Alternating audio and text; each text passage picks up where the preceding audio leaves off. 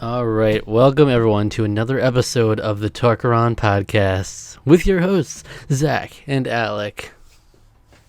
Oh, Shrek, I see. Shrek, I didn't realize we were any sort of swamps. yep. Drain the swamp, famously You Shrek know, said. Data often says we need to drain the swamp. I always confused at what he means, but Yeah. So we're here in our month of horror, October, that's right. and That's right, this is the baby. first ever Tarqaron podcast in the month of October. You got to dress for the Wow. occasion.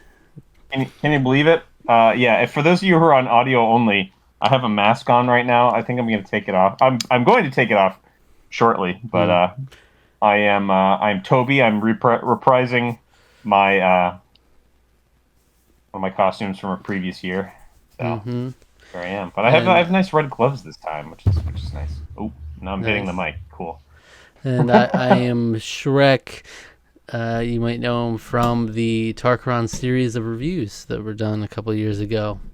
That's where he's Yeah, most that's where known he's from. most famous from. Yeah. Yeah, most famous, especially in those box arts. Yeah. Yeah, You know, so like much Shrek coverage. Shrek coverage. The All the most, the Shreks, most comprehensive Shreks Shrek for sure. coverage. Is there a Shrek dedicated YouTube channel that Oh just my God, there has to you get really. the I kind of Shrekening? hope there is. Yeah, the Shrekening out there. I And mean, there's Dragon Ball Z and just related like episodes, reviewing really, all I the think. new Shrek, every piece of new Shrek merch, like Power TV scaling, Shrek power specials, scaling. everything. Oh yeah, Can yeah. can you imagine that Shrek power scaling I mean, it's pretty YouTube simple, channel? right? You would think so. Yes, you would think it would You be would pretty think easy. so, but Who would win? actually, the Humpty Dumpty. strongest little known fact is the strongest character in the Shrek universe are the three blind mice. Yeah, Who would win? Three blind mice or Humpty Dumpty? it's The answer may shock you. Humpty Dumpty, obviously. It's Humpty Dumpty. Yeah, He would obviously. roll his Have you ass seen the on fucking movie? him. it's uh. So Well, Zach, it's October. yeah. It's October. We got spooky It's spooky extra times going on right scary now. edition of the podcast. All right. Yeah. If you're new to the podcast, new to the channel, important things to know is that every month we do a podcast. All right. So it's a monthly podcast where we basically talk about whatever we're feeling that wouldn't fit into regular videos that we post. And also at the end of each podcast, we'll go over the comments from the last month and respond to them. So that's always fun, reflecting on the last month of videos. And That's right. yeah, so on the regular channel though, you'll find movie reviews, discussions, game reviews, reactions and discussions for Survivor, and a variety of like different games, competitions, you name it. All right. Got a Yeah. lot of stuff to look forward to. It's a variety channel for sure. But mostly talking about things we're passionate about or Yeah. passionately hate. Oh, okay. We passionately hate things. Yeah. Well, I mean, there are some things like the Alien Origin, which we reviewed a few years ago. Yeah, but it's all It's comes one from of a the worst love of things I think I've ever movies. seen. We only hate that because It we is, love yeah. movies. Yeah, it's true. It's very true. That thing is an insult to movies for Yeah. sure. So do you want Yeah. to start with the thing that we talked about in the previous episode? A little follow up to that. I think you know what? I think we should get right into it because what more horrifying thing can you think of, Zach, than someone like coming outside your house and like threatening to come in? Yeah. Well, I could It's think of at least 100, but there's probably I mean there are, but like if for you right now, say yeah. I don't know, just say like I'm just trying to I think. I mean, think it's like Alpha bad. Omega Sin. What if he Alpha just all of Omega. a sudden is like texting you? Yeah, I don't know why he's the first thing that popped in my mind for some reason. Imagine that he all of a sudden is like tagging you on social media and being like, "Hey, I'm right outside your house. Let's talk like All right, adults." I would go out there blindly and say, "All right, we're gonna go hunt for some video games or what?" Let's kid. You gotta Big do this. fan. Yeah, big Starstruck. fan. So we talked on the previous episode, the Jax films, Jax films, and Sniper Wolf Mhm. kind of thing. He's heavily criticizing a lot of reaction content. It's not just her. He's been doing this for actual years now. He's criticized YouTube lazy reaction videos. But she's the most egregious currently, I would say, at least in terms of YouTube. You know, we could get into a whole. I think we sort of brought up like XQC and like Hassan and some of the like other examples of people who are also lazy when it comes to this sort of thing. But for YouTube, the YouTube space, hers is more egregious, I would say, even more so because she's stealing people's TikTok videos, and then those people aren't getting any sort of recognition. They're not getting tagged in any of their stuff. So we talked about that in the previous episode. Yeah. There's been a development within the last couple of days. And what I was alluding to earlier, she jocks him. She joxed It was weird. She joxed him. I was trying to say she doxed Jack's films, but yeah, she like went to his house. She was like, haha, on Instagram. She like tagged him and was like, I'm like, teehee, I'm like 5 minutes away. My shoot is like 5 minutes away from his house. Should I go? Yes or no? And then like a few minutes later, she's like, I'm outside his house. And tags him. It's like, let's talk like adults. And like a video of his house. Yeah. While he was inside streaming, I think his wife, and like a bunch of their friends were streaming. They were playing Among Us, I think. And yeah, that was happening while they were just inside their house. I wonder what that interaction would have been like if you go out there. Yeah, no, you don't. That's rule number one. Rule number one of the internet: you do not take online beef. You do not take that to the real world. I feel like that's, unless there's been like a previous arrangement, like an agreement of some sort. I mean, if two people are going to a convention and you want to confront them and be like, "Hey, why'd you say this?" then by all means, get the drama going. But yeah, I mean, with that, I feel like you probably should still like message ahead of time, just so you can kind of arrange it to make it a little bit more professional. Like, she's obviously in the wrong, but if you felt like you were genuinely being wronged by someone, like, then like, okay, as long as you're not actually harassing them. You would go doxing them is totally justifiable in that case. Oh, not the dox. Clearly, like a convention. I was saying the convention example. Oh, so a convention example. I mean, I feel like that's stuff like that has happened at conventions for sure. Yeah, like that's like not even a question. It's like, oh, you got nothing to say now, huh? Yeah. So I think any ounce of credibility that she had about any sort of argument against sort of him like harassing her for making a bunch of content about her, I think that's completely out the window now, because she took it way overboard to like maybe message him. I don't know. He probably would have talked about it if he actually had it. But the thing is like it's very clear based on everything that's come, like all the fallout from it, that she just wants to play the victim here. Because she's like, she released a bunch of like, oh, he's harassing me. Should I get a restraining order against him? Was like one of the Instagram reels that she had. And it was like, what the heck are you or stories? I guess it wasn't a reel, it was an Instagram story. Whatever, I don't know the terminology. I'm 32. Yeah. I don't know the lingo. But then she's like, yeah, he's like obsessed with me. He's like, makes all this. He has a wife. Like, shouldn't he like, should I get a restraining order against this guy? To her brain dead followers who, like, I mean, I don't know, all the simps and everything in chat, all the children. Most of them are children. Let's be perfectly honest. Most of them are children. Are there SSSniperWolf fans? Like, do they? So on her most recent YouTube video, which she shamelessly just posted like yesterday, like a new video, and the comment section is beautiful. One of the most beautiful things I've ever seen in my life. But she does have a members tab for comments. So like the membership. She's got fans. I don't know. They're pretty brain dead though, because like you can't even understand what they're saying. Like they're just like, but there's a couple ones that are like I remember seeing one that was like, just ignore the haters. And then under it is like a comment that totally ratios him, and is basically just like, yeah, she just doxed somebody. What are you talking about? Yeah, that's baffling to me that she would actually be this like. She would want to take action this much about him when it's like clearly you don't value or the quality of your content doesn't matter much to you. So like if you're just chasing the bag, you should just own it, and either just ignore him entirely because it's not affecting you.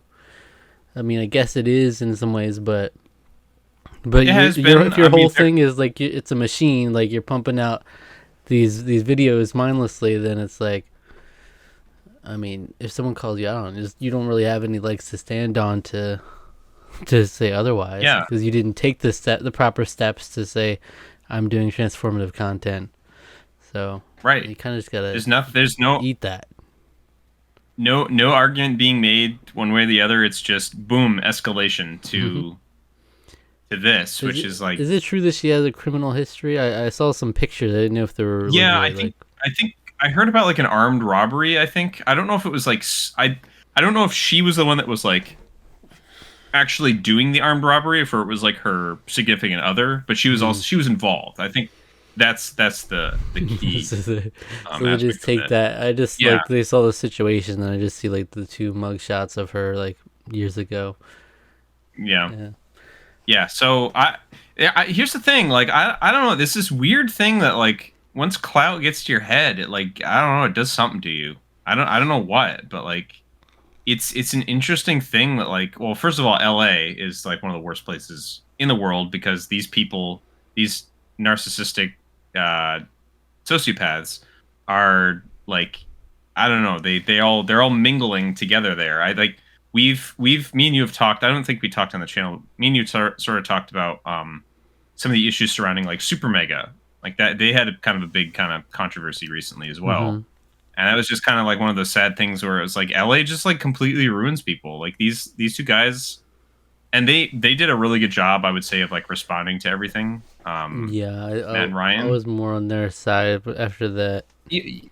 Yeah, but it just sucks because it's like that's kind of what the town does to. I mean, obviously, some people are able to sort of resist it, I think, to a degree, but rise above, you know, but like there's this weird, I don't know what it is about like clout chasing that just like really people's brains just like melt. It's very weird to just see people continue to do that, and just like, because this is like completely unhinged behavior. Like no reasonable human being, you'd take it to DMs. You'd be like, hey man, I have an issue with what you're doing. Let's talk about it. Or like, I'm going to argue against you, but like do it within like channels that are reasonable, and don't take it to an extreme where you're going to someone's house unsolicited and leaking their private information to an audience. If she was like, let's schedule an actual like public meetup or something, he might have actually done that, you know, because it's a moment.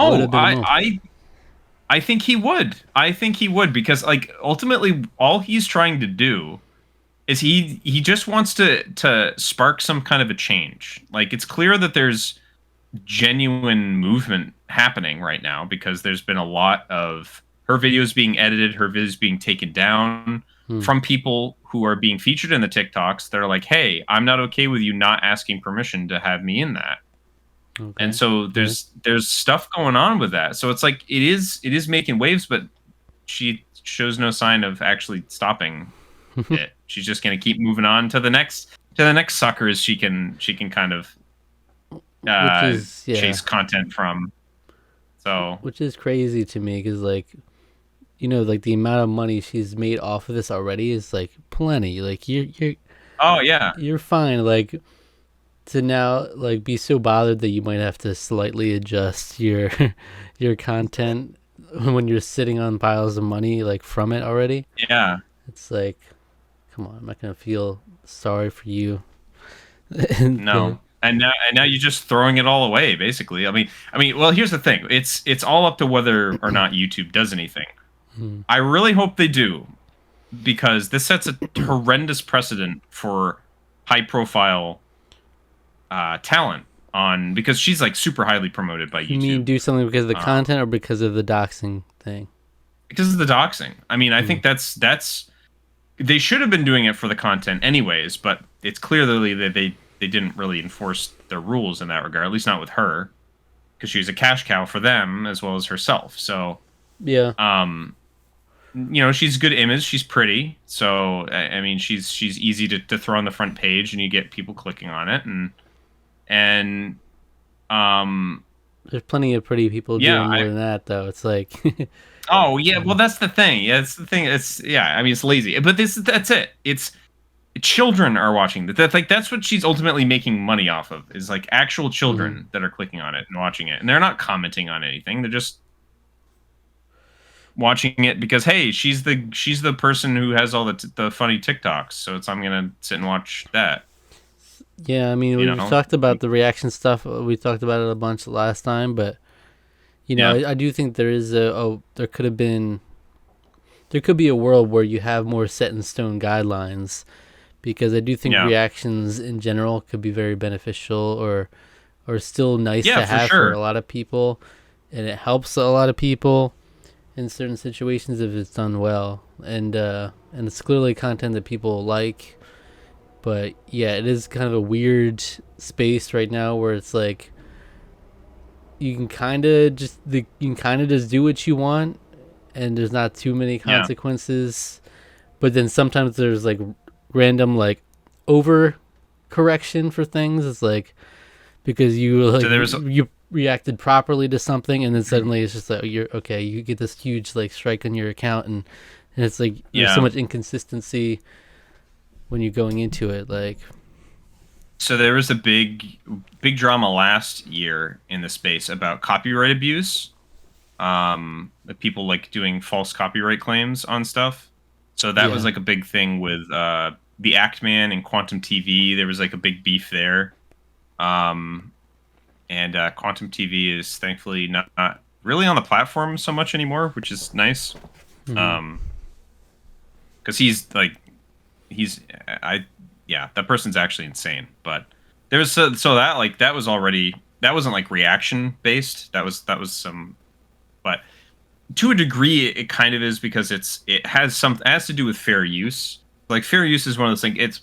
It's really difficult because fair use is so vague, and it's purposefully vague, and it's purposefully loose, because I feel like if you start being too stringent on it, it's hard to really. It's a very case-by-case kind of thing. Yeah. Like, and that's what makes it really difficult to sort of legislate. Legal actually did a really good recent video on fair use. And in he was more talking about like XQC's recent woes with a lot of that sort of stuff. But I think some of the same sort of thing applies with this SSniperWolf situation, I think. In it, I think he quoted Hassan, who said something like, oh, you don't need to ask the people to you don't need to like ask people to like react to their stuff, because like 90% of them would say it's okay. But it's like, okay, right? But you still legally have to ask them to feature their content if it's something like that. Like I mean, there's a reason why, like, if you, for example, are watching TV, if you're watching like a football game, you'll notice that they always stick in, like, during certain intervals of the game, they'll always stick in an ad that, like, you can't talk about this game or feature clips from it or have any commentary on it without express permission from the NFL. Yeah. And that's a legal thing that they've enforced, because they're very strict in terms of how you cover it in the press. For a lot of different reasons. Advertising, I think, and money is primarily the big one. But, like, you have to have permission to do that sort of thing. And I think he's right. I think most people are pretty okay with it. But the key part of it is actually asking someone to do. I think especially the key part is asking if you're including the whole thing with, like, if you're watching the entire duration of it, especially. That's like, some people might have problems with that, and that's fair. Yeah. So, because a lot of the time, and this isn't always the case, but a lot of the time when you are watching something and you're reacting to it, like people aren't necessarily going to go back and watch the whole thing, because if they sat down and watched the whole thing with you, why would they ever go watch it on their own now? So that's not going to gain them any views. So it's nice to have like edited versions of it. So back to the Ackman Quantum TV thing, there's a creator called June the King that did like a documentary breakdown of like all of Quantum TV's like drama. Because like it wasn't just the Ackman; he was against like the AV, the TV community. Is all kinds of crazy nonsense that went on with that whole situation. But so he broke down like a lot of that, and the Ackman had a video where he reacted to it, and he did like, it's edited, so it doesn't have the whole thing. It has like a lot of it, because a lot of it features him, but he like pauses a lot. He talks about, you know, like stuff that things that he was involved, and he gave sort of his insight on some of the things that he talked about in the video. But I went and watched it because I thought that what I saw of the clips, you know, most of I would say it was probably at least half, if not more, of the video was probably in that reaction. But I wanted to watch the whole thing because I thought it was really well produced, and I wanted to hear the whole thing. So it's like that was a good way to do it, because you don't have the whole video in there. You know, I'm not just watching it with him edited. I'm getting insight from him. Like that to me is like a really beneficial reaction. And that's like what we do. Like you edit the stuff down, and we don't even feature it on YouTube because we don't want to take the risk. CBS Viacom protective and all that sort of stuff. Right. Which is a whole other thing. Like I don't agree with that system either. I don't either. But because I feel like there's enough there. I think we edit it down enough, and I think that there's enough there that it's a genuine commentary and comment on something. Yeah, and that I mean that's a completely different realm, because it's like TV. No one's coming to our video and not watching the episode. People are coming purely as fans, watching a reaction. Right. But I truly do think there's a world where there could be a very nice ecosystem of like reactions benefiting the creator, and the creators benefiting the reactions, and that. But it becomes down to convenience, and when it's, especially when it's streamers watching things, they want to just like, oh, we see this video, let's watch it right now. They're not going to be like, because like in an ideal world, you'd be like, oh, go check out this video from this creator, and then we'll come back like a week from now and watch it. I'll watch it or something like that. But obviously they're not going to do that, because it's a lot easier just like click it in the moment. They're just watching stuff, so they don't want to take those extra steps when they clearly don't have to currently with how things operate. Yeah, that's something that like back about a year, maybe 2 years ago, that I saw that Charlie did, where people were like asking him like, oh, go react to this, like we want you to react to this, and he's like, nah, it just came out, give him time, we'll do it like next week. Time. Especially if you're the big creator and they're smaller, that's especially the thing, because you could definitely have people who would just watch it with you versus watching it first in its entirety and then coming back, you know, just for convenience sake. I think shout outs are really good, are like really nice and really have their place. Oh, that does remind me. After this, I'm gonna have to go, because I remember Johnny Millennium just shouted out somebody in his new game stuff episode. He shouted a creator with like 1,000 subs, and I was like, what a nice thing to do, because he was like, I love this guy's content, you should go check him out. And I was like, what a nice thing to do. He doesn't do that very often. So I was like, wow, I should do that. So that's such an old school thing to do. But it is. It's really, you know, it's nice to see that still happen every once in a while, every so often. Yeah. Because even with people consuming content like this reaction style so much, you don't get that much. Where they just stop down and be like, everybody go subscribe to this channel. And something more purposeful and meaningful than like, okay, this video is from such and such. All right, let's watch. And then just like keep it pushing. But yeah, you know, even in talking of like old school days, back when there were video responses, that was something as well. Yeah, because as video responses are essentially what reactions have become. But there's Yeah, I feel like there is something there they could have been had it incorporated more seamlessly like that. I feel like maybe the technology wasn't, because video responses were, to me, one of the best parts of the community, especially in like the gaming community. I think it was like one of the best things for the platform. The problem with it is that it was like, it's kind of a clusterfuck, really, Right. when it came down to it. So if they had found a way to kind of implement it to make it more, because you could have even had like, I don't know, like a laddered sort of tier, like videos or something. I don't know. Maybe that's that's just me brainstorming. That could be its own logistical nightmare. But Yeah. yeah, I don't know. It would have been nice to see that continue, but I can kind of understand why they did away with it at the same Yeah, but time. there was some sort of like there's a much more communal aspect to it. And it was nice. And Yeah. even that way back when ran into its share of problems where like the video responses would get flooded with like garbage, just trying to mooch off of the videos as well. Yeah. To just like yeah. obviously not to the extent of millions and millions of views as we get now, but Right. I feel like there's something. Right, There's because something. back in the There's day- something back- there where the things can coexist. Reactions can coexist with it. Like imagine a world where it's like you make a YouTube video, and you can put in the settings like, I allow reactions to this or whatever. Something simple like that.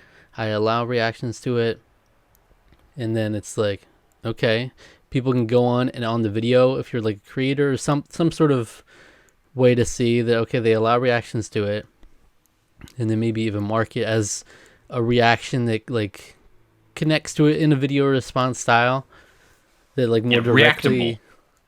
But like if you see like an XQC style reaction thing, you can see it more clearly linked like at the top. It could like direct to the main video. I feel like there's stuff they could do there to where it could be a lot more healthy. But So from what I understand, there are some companies out there that are trying to represent smaller creators like that, where they are actually like earning them or flagging their material in videos like that that don't have a whole lot of, that they haven't given express permission for, that they can then grab essentially and give them ad revenue for. So to essentially like say they have like it's like a little 10-second clip that they never gave permission to the person. Well, that's still identifiable in the video. It's still something that they can get revenue from. It's just kind of a way to so that these larger creators aren't just sucking dry the little guys, so to say. Yeah. There's just so many. There's a reason this is such a big issue now is because it's not like black and white. There's so many things where like this small. If you're reacting, if this 1 million subscriber channel is reacting to this small 1,000 subscriber channel, obviously they wouldn't have gotten the views that other big channel is getting. It's not like, oh, instead of them getting the views, they get the views. There's just so many facets to it. Like you can't be one to one. Like they deserve all the money, they deserve half the money.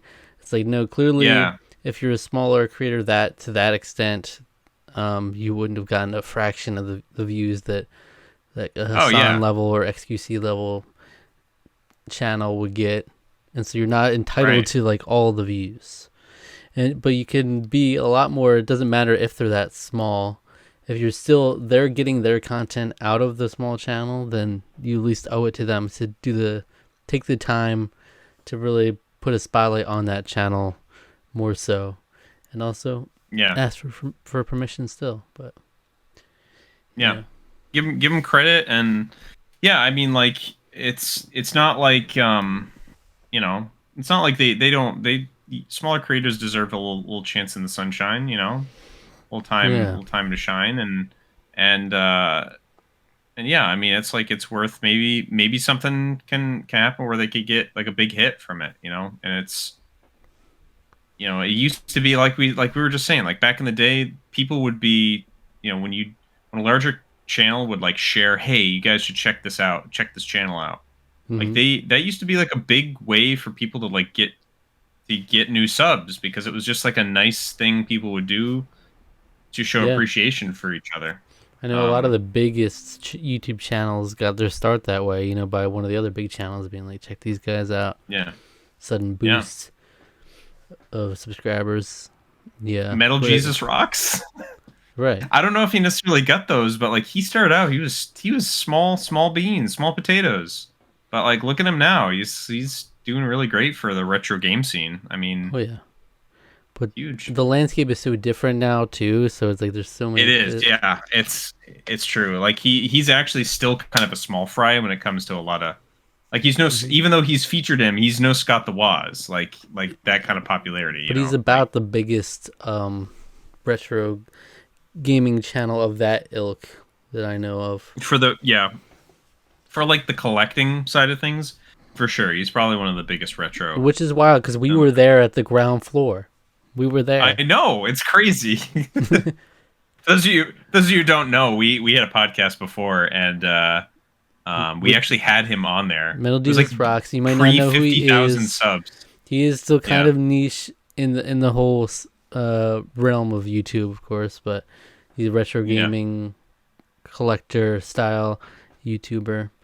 But yeah, we did a podcast episode on our old podcasts with him when he must have had like 15,000 subscribers. Yeah, it was really low. It was really low still. Yeah. And he was great. I mean, he was a nice guy for a guy. He's like closing on 50 if he's not there already. Because I think he's a little older than Johnny, and Johnny's going to be 50 soon. Mm-hmm. And so he must be in his 50s, I think, like early 50s. For hanging out with a bunch of like 20 somethings, and like you were like a teenager, I think, still at the time. He was great. I mean, he was nice. He was friendly. He was a cool guy. You know, I thought it was great. We lost it. We lost the episode. It's lost entirely. I'm just so mad at myself that I was never the one recording then. So it was just like, if Cole's recording didn't work, then we're out of luck. Just like, no fail safe, nothing. Yeah, it was too bad. And on an episode like that, we just blew it. Yeah, that's cool. Could have popped off. We could be multi-billionaires now, Zach. We could be. No, unfortunately. No, we definitely would not be. But yeah, we had a fun time. The only thing I remember us talking about is the porno loading music from Lego City Undercover. Yes. That's the only thing I remember. Because he got a big kick out of it. He thought it was thought it was pretty funny. So yeah, I remember us talking about that. Yeah. I remember it was a scuffed time. Like I was playing it off of my phone, like on the mic. It's a time. What a time to be alive, you know. Early 2010s for podcasting. But yeah, you know, the reaction conversation can go on and on. Scary stuff, indeed. Yeah, I mean that's when I saw that, I was like dumbfounded. I was like, no, this can't. Yeah. That was like this. That's terrifying. To have that happen, first and foremost, and second of all, what? Why? I don't understand. You come to the door and you see us. What you gonna do? It's like picture of SSSniperWolf. Oh yeah, she's just being like hee tee quirky, a little thing to do, and it's like, no, that's weird and creepy that you did that. Did you ever watch the Darman videos that have like SSniperWolf featured in them? No, really? Yeah. She's in those? Wow. Yeah, she's really covering her bases. From a couple years back, she has like horrible acting. But it was like this whole little cheesy story about how this like one little girl like became a streamer because she was inspired by SSniperWolf, and she was like playing with SSniperWolf on stream, and she was like, "Don't let the mean comments get to you. I don't pay them any mind," you know, like that kind of stuff. Like, because she was. Well, you got to pay attention to them now. The ones that are on their most recent video they're not even mean. They're just sarcastic in the best possible internet way. And it was like, man, huge appreciation to SSniperWolf for stealing these people's content. It was like, we really got to give it to SSniperWolf for going to someone's house in the middle of the night and shouting them out. That's changing the game. It is. It is. It's transformative right there. Yeah. It's transformative. All right. Yeah, breaking some laws is really transformative. Yeah. All right. So now that we spent half of the podcast on that. it's still developing. That could be, who knows what's going on story with that, you know. still developing at Yeah. this time. Yes. So, but All right. So gloves are coming off. Yeah. one thing, this is a big 180 turn, but I thought in the spirit of Halloween, in the spirit of October, maybe we could do a fun little game, not a game, but a fun little time where we read some of people's last words. That's grim, and I like it. That sounds fun. Death is Surrounds so me. in this season. Death surrounds me, you could say. Death is trendy this season, and we're going to talk about it. Yeah, I've been watching. Before we get that, I have been in the spirit of the season. I've been watching Wednesday with my folks. It came out last year. I know, last November, I believe. But I'm finally getting around to watching it, and I really like it a lot. It's a lot of fun. It's like Harry Potter meets Mean Girls meets Tim Burton, because it's a Tim Burton thing. That's kind of like what it feels like. Have you ever imagined what it would be like if Harry Potter met Tim Burton? That's Wednesday. If Harry Potter met Tim Burton. All right. So I'm down. That sounds good to me. Yeah. Sounds like a good you should combo. check it out. I recommend it. It's cute. It's cute. It's a cute show. Jenna Ortega? Jenna Ortega took the world by storm after that. She it blew she up. really did. She really did, yeah. So, all right. So, I don't know. I was hoping there would be one where they just have. I'm on Wikipedia that has list of last words. All right. Famous so last words. Well, there's Rosebud, right? There's Rosebud. That's not actual Rosebud. Yeah. That's from Citizen Kane. Oh, yeah. What about it? Yeah, that's the final words of whatever. I don't remember any details from Citizen Kane other than there being a Rosebud, and it was a big deal. Okay. Yeah, it was a big deal. It was the biggest goated. deal. It was goaded for that too. It was goated. It was goated. Biggest deal who's ever been. All right, I don't know. So it's up to us. There's a list of from the different centuries. You know, separated by century, from the pre-5th century up until the 21st century. And there's also a list of ironic last words. I don't know why there's a list of 12. There's just a list of Wikipedia 12 list?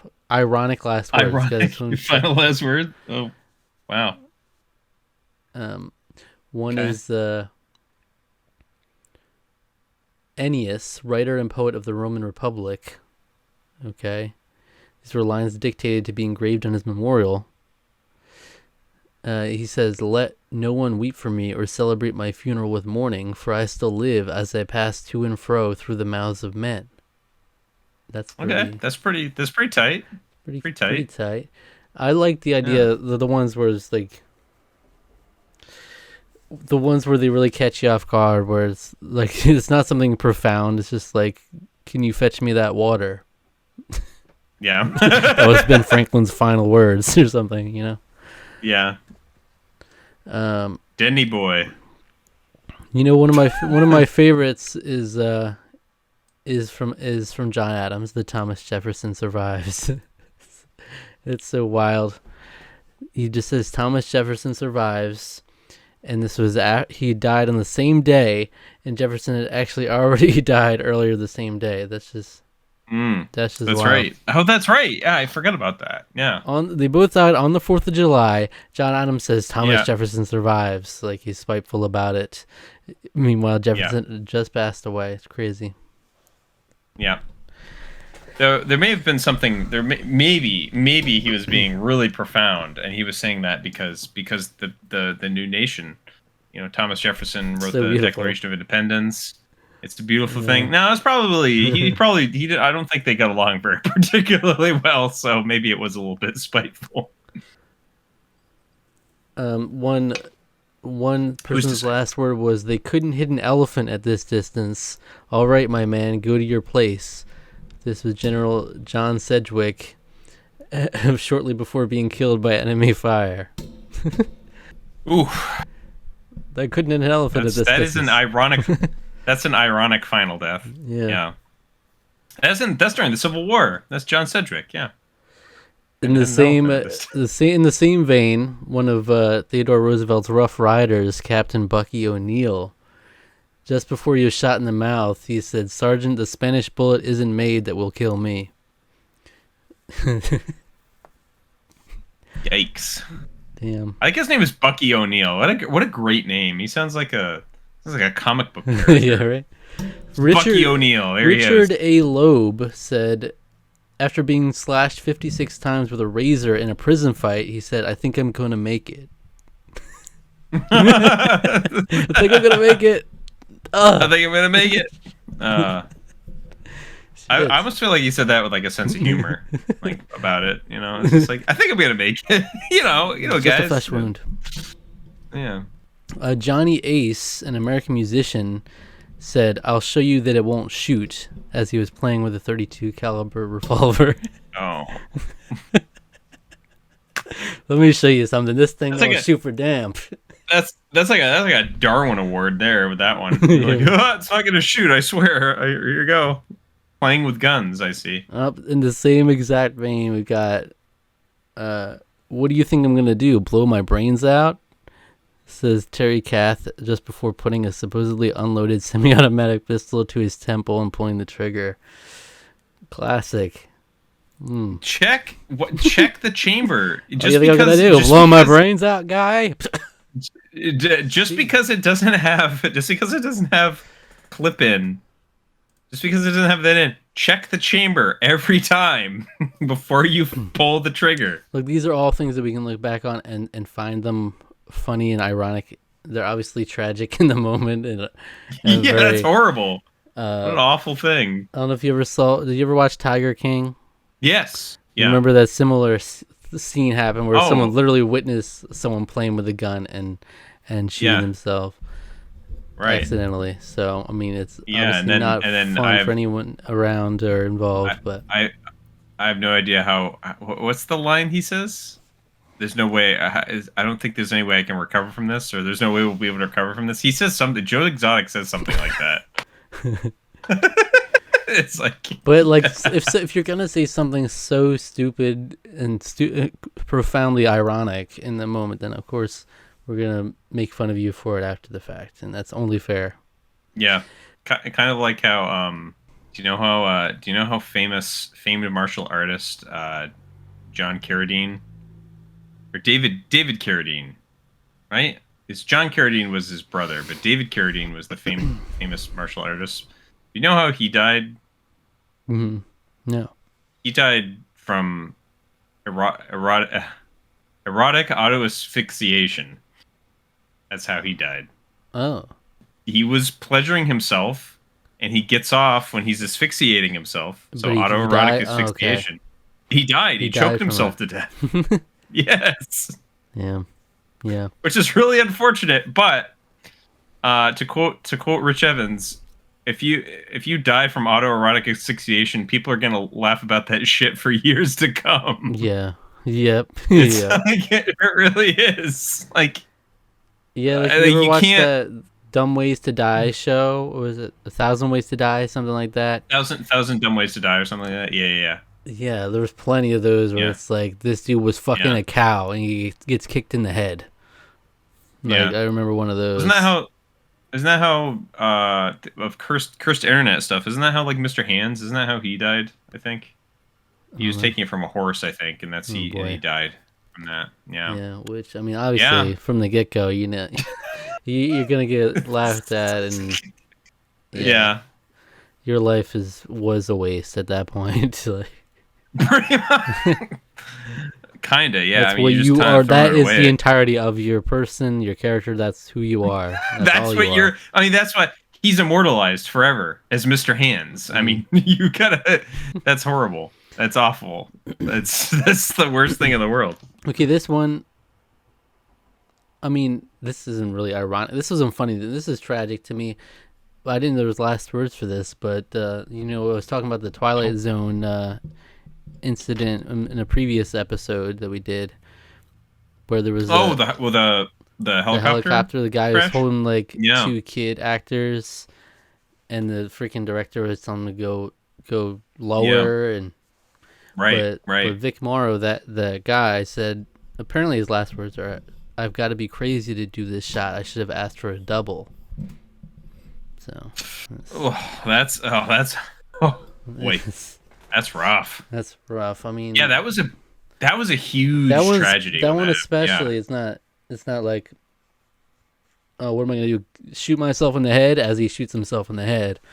It's like just a lot of negligence from people involved in the production, like, and the fact that the kids died too. Like, it's just sad. But one Pete Maravich, an American basketball player, said, "I feel great," before dying of undiagnosed heart defect during pickup game. Ugh. I feel great. Oh no, it's so bad. I feel great. That's awful. It's bad. It's just like, well, life comes at you fast, you know. William Donaldson, a British satirist and playboy, said to the caretaker of his building, "You're a lifesaver, Andy," because he just collected his pills for him. Apparently not so much. All right, let's see. So those are the ironic ones. Let's dip into some last words from the 21st century. Okay, just wondering were the last words of Dale Earnhardt Sr., American race car driver, after asking his teammate if he had any advice for him prior to his fatal crash in the 2001 Daytona 500. Oh, yeah. Dang. Okay, just wondering. I guess he was like, "Nah, I got nothing. You're good." Yeah. And then, that was I remember that. That was a big deal when that happened. Yeah. Everyone had that Dale Earnhardt number. They were going around with that. I remember. Number 3, I think it was. Or was it number 3 or number 8? I don't remember now. It's one of those ones that has the 3 things. I don't remember if it's 8 or 3. I don't know. So 9/11 stuff is very fascinating to me. And I was, I always look at 9/11 stuff, like the stories of the survivors or not the survivors, but the ones that went down with the plane. That they took it back and crashed it somewhere. I always thought this was a badass line. I remember listening to like some calls before from people on that plane and stuff. But there's one guy who was like, his last words. Obviously, these are the last words that people know of. But he said, "Are you guys ready? Let's roll." And that was before he started the revolt against the hijackers. On I think Flight 93. Yeah, that's pretty badass. So badass. Really, it's just like, what can you do? That's what you got to do, you know. All right, let's roll. But I remember this guy. It was Todd Beamer is his name. I remember hearing about how like that was like a thing he would say. It was like a catchphrase of his, like "Let's roll." Oh, so he's just like. This is the time. That his whole life built up to that, really, to use that in that moment. But that's so crazy to me, thinking about like what they must have been thinking going through that, or like taking it back from them. Yeah, and there's a few from 9/11 in here too. Like another guy from Flight 93, Jeremy Glick, said, "We're going to rush the hijackers." That was when he was on the phone to his wife. Like, it's kind of crazy. You have like. There was phone calls going on like that close to it. Yeah, because it was like early cell phone usage. Not like super, not like the earliest, but it's pretty early. I mean, 2001. So. Okay, this is getting too depressing. This is too depressing for the Halloween special. I thought there'd be some more fun ones. Are we talking about more 9/11? More 9. Is it all 9/11? Is that all it is? It's just like, oh God. Like, oh, great! I love that one. That one's fun. Mom, I'm dying. I love you. I don't want to die. Oh, I love that too. Jesus, I'm going to go see Jesus. Want to see Jesus? Said Whitney Houston. We have any profound ones? I don't know. They're sad. They're not. There's one from an American incel mass shooter on 2014. I don't want to read that. Oh God. It's a long one. Oh God. Good night, my love. Were Robin Williams' last words. Too soon. Too soon. Very Always tragic. too soon. He was taken too soon. I mean, love Robin Williams is just what a guy. I know, and that's like the one celebrity death that I always remember where I was when I found it out. So, Richard Belzer, an American actor, said, "Fuck you, motherfucker." To who is he speaking? I don't know. It's his last words according to Bill Sheft. I don't know these people. There's no context. Do you have any last words? He shoved a microphone Fuck in you, his motherfucker. face. Get the fuck out of my face. Yeah. You son of a bitch. Yeah, I mean that'd be pretty epic final last words. He was apparently, Richard Belzer was apparently a comic and a TV cop, so he could have been having some fun with it. Sure. Was he have another? This American murderer, Donald Dilbeck, on February 23rd of this year, when he was executed by lethal injection, his last words, "I know I hurt people when I was young. I really messed up, but I know Ron DeSantis has done a lot worse. He's taken a lot from a lot of people. I speak for all men, women, and children. He's put his foot on our necks. Ron DeSantis and other people like him can suck our dicks." Is that all? Yeah. It's probably what they said when they were putting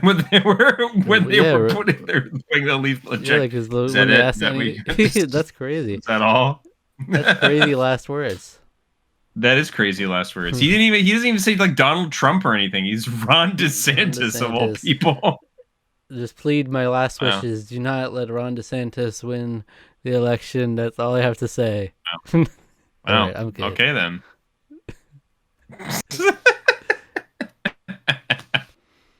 That's a new one. Oh, Japanese manga artist Nami Sano.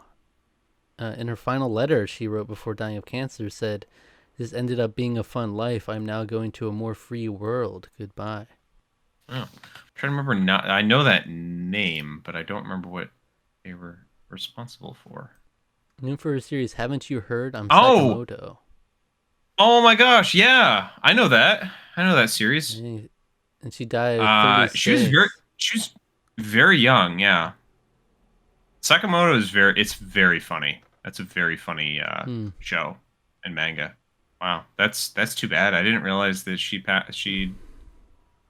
I didn't realize that she was behind that. Wow, died of cancer. Wow. All right. Well, I was really happy. That was fun. That was so fun. That was the most fun I've ever had on the podcast. Yeah. Guess that ended up not being quite as goofy, you know. Yeah. Because the problem is they're not curated. Like the ironic ones were better, but yeah, the ironic ones are pretty good. They're better because it's like they're easier. Like you're the only ones you can actually have fun with. The other ones are just like, oh God, please just let me die already. Oh, just kind of sad. Yeah. One thing I forgot to mention, like last episode, this is something I did. I feel like a couple months ago at this point, but I don't think I ever mentioned on the podcast. It was completely unrelated, no transition whatsoever. But I went to the Franklin Institute had a Disney 100 exhibit. Oh, okay, sure. It was a lot of fun. It was for the Disney 100th anniversary. It was a limited time exhibit, basically like a Disney museum. It was really cool. It was really cool.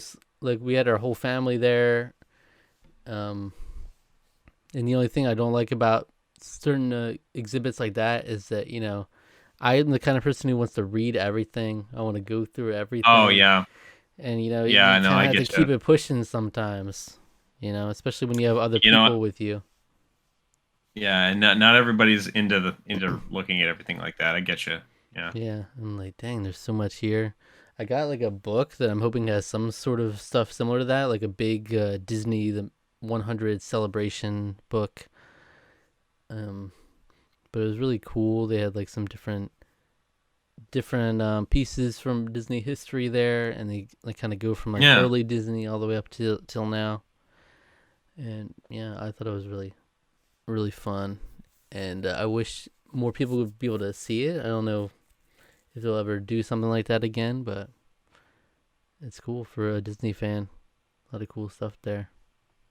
Yeah, I had not heard that they'd done it until you mentioned that you'd gone to that.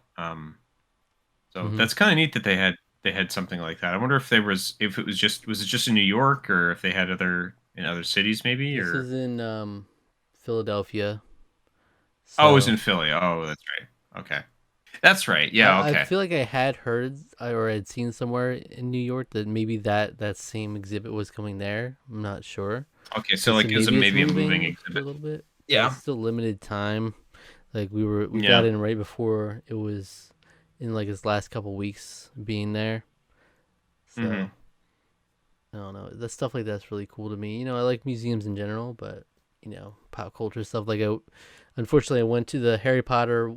It's a similar style, like limited time one. I went to the Harry Potter one, but that was before Mm. I gotten refreshed on it and more Right. into it from us watching it again. So like, and I didn't know they had some Fantastic Beast stuff in there I didn't know about. So, Dang. but yeah, just a little thing. Yeah. Yes, that thing of the Disney 100. I've seen. They have like a vinyl, like a Disney 100, like a two vinyl set where they have like a bunch of the singles from a bunch of the movies throughout the years, and that's something that I've been tempted to pick up. But one thing I was a little bit interested in for a little bit until I realized how much money it was going to cost. Disney released, I think through Walmart exclusively, they released a collector's set. It was like the Disney 100 collector's set, and it has 100 movies. Yeah, you told me about that. I don't think it was on the podcast, but yeah, It's like an insane amount. $1,500. Yeah. It's insane. For all you rich Disney fans out there. Yeah, Shout basically, out. it's like, oh, every movie's $15 or something, but it's like that's a lot of money. That's a lot of money. That's a lot of chicken scratch. You know? It really is. I mean, like, for crying out loud, no one who's got that money to throw around. Not me. Yeah. So Especially when you can go on Disney Plus, probably see most of them through there. yeah, You know, if I mean, not that all of price them, is are going there. up too, you know, at that rate. And I was like, and you still don't have Song of the South here. Still running away from that, are you, Disney? Yeah. Yeah. I mean, hey, I picked up. Talking about racially insensitive stuff, I picked up Tintin in the Congo, which was the second Tintin adventure, and it was one that's a little bit more. It's earlier on in Hergé's A little more sort of racist. writing. It's a little bit more racist. You know, it's got some racially insensitive stuff. It's more. I would say it's more colonialist than outright racist. Is Mm. I think what more I would It's call an it, important but distinction, yeah. it's one of those things where it's definitely a pure a product of its time. But I think it's important to like understand the history of the sort of Belgian Congo, and sort of the sort of attitudes and things of taking care of a territory that was owned by Belgium, and understanding sort of what perspectives were about colonial ownership of things like that at the period of time. I think it's interesting as terms of a historical artifact, but not necessarily as a this is obviously supported and we should model it, because Hergé himself said later on in his life that he sort of regretted some of the things he changed his mind about a lot of the things that he'd written when he was younger. So And it's not like you're supporting his Patreon, you know. That's he's not getting it. I'm not supporting his bit. Well, considering he's been dead for Yeah. a long time, like 50 or 60 years, then yeah, no. But yeah. So So. it's not like he's getting it. He's not getting it from your pocket.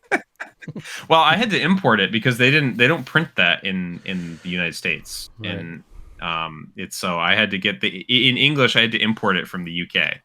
And even then, it's interesting because it's in like it's like collector's edition has like it's like a red stripe across it, but the red stripe is conveniently covering over the little black boy that Tintin is riding in his vehicle with, and I'm like, yeah, I can see why they have this covered over that if you slide it down. But like I'm interested in because I've never actually seen Song of the South, but that's something that I'm interested in just as a cultural sort of, as a sort of artifact, I guess you could say, Right. of a product of its time. Because like Zippity Doodah is like still like one of Disney's biggest themes, and that's from that movie. Yeah. And it's used in the parks. It's like Yeah. it won a Academy Award. It's like it's a big that's like a big deal, and it's like people don't even know what it's. I mean, people probably do, like me, but like people won't necessarily know what that's from. And maybe Disney kind of wants that to happen. They want people to forget that it's from that. But like, I think it's really I don't know. It's interesting to me. It's stuff like that's fascinating. Yeah. So. I mean, that's like when like doing film history classes and stuff in college. You know, you'll watch like The Birth of a Nation, which is like the KKK movie. Oh yeah, like, for sure. It's like that's something you can watch and feel good watching now, knowing, obviously you're not supporting it. It's not like right. It's different when you have something like that now. It's like, okay, if you're going to watch this, then you're supporting the person making it directly. Right. And we're like viewing it in historical preservation type of context. And obviously like viewing it in a way like this is outrageously bad, like propaganda, essentially. Yeah. That's important exactly. In that way to be able to learn from that kind of thing. So yeah. Scary stuff. Though. I mean, yeah, it is actually kind of scary that that stuff like that was made, but hey, that's all about cultural evolution, right? We're always learning about better ways to respect fellow man and learn from our mistakes in the past, and you can't do that if you just try to get rid of all of it. So that's, to me, stuff like that is important, I think, to hold on to, at least to a degree. Yeah, it's not like I would expect Disney to have it on Disney Plus, Oh yeah, that's the thing. I would never expect them to have that. Yeah, I mean, because, they say that in their Mickey Mouse cartoons, they have some stuff that they're like, this is from an earlier period of time, and we don't. They'll have the one. It's like most of the stuff in the Pan and stuff, Yeah, like some stuff like that. It's like, they can't skirt around Peter Pan because Peter Pan is still a relevant thing in there. You like Tiger Lily and stuff like that. I'm assuming is what you're talking about. Yeah, to. like they're still gonna preserve those kinds of movies because they are seen as more classics and like that's still relevant to this day. People know who Peter Pan is, but sure. I mean, hey, South, you can just like, all right, let's forget about that. Well, that's why. Here's the thing: the Peter Pan ride still exists. It's one of the most beloved rides in all of all Disney World, Disneyland. It's probably the most beloved classic ride. Yeah. But Splash Mountain, they've axed all the Song of the South related characters, all the Brer Rabbit and all that stuff. Those are all those stuff from the animated version. That's all gone now. They're using stuff from which I think is very appropriate. They're doing stuff with Princess of the Frog. Oh, yeah. I think that's great use of those characters. Great use of that property. So yeah.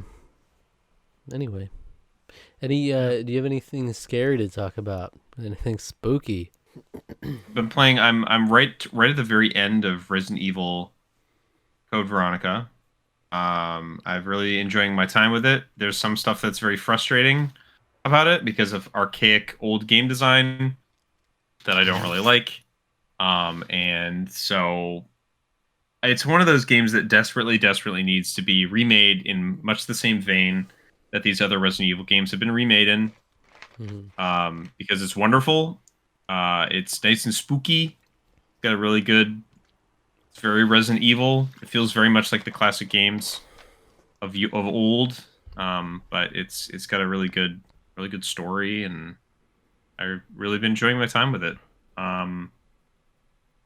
Pete's been doing some streaming. Pete did stream through who I have his shirt from last year right now, right here. That's a sweatshirt from Horror Game Month. Hooray! And so he streamed Until Dawn earlier this year. Oh, very nice. So that was fun to watch that again. I was like, yeah, this game rocks. We played through that last year. It's a nice. Yeah, when are we doing the Quarry? Yeah, we kind of forgot about that, didn't we? Well, we'll have to get to. Well, maybe next year. Maybe we'll do it in between. We don't necessarily have to do that. Alternate Little Nightmares and Until Dawn games. Yeah. And what's the studio behind them? I almost said Sledgehammer, but that's not right. Not right. Sledgehammer. I don't know. Other than that, I can't really think of anything too scary to tell you to get into. Yeah, how about this game? I was trying to look up, see if there's anything that would work for this. All right, here are some scary would you rather questions. What do you think? Terrifying. I'm terrified of what's to come. What do you think? Would you rather pull your own thumbnail off with a fork or put a toothpick under your big toe and kick a wall? What? Okay, hold on. Go through those again. Would you rather pull your own thumbnail off with a fork or put a toothpick under your big toe and kick a wall? Harsh. Those both sound awful. They don't sound pleasant, horrible. So I'll opt out.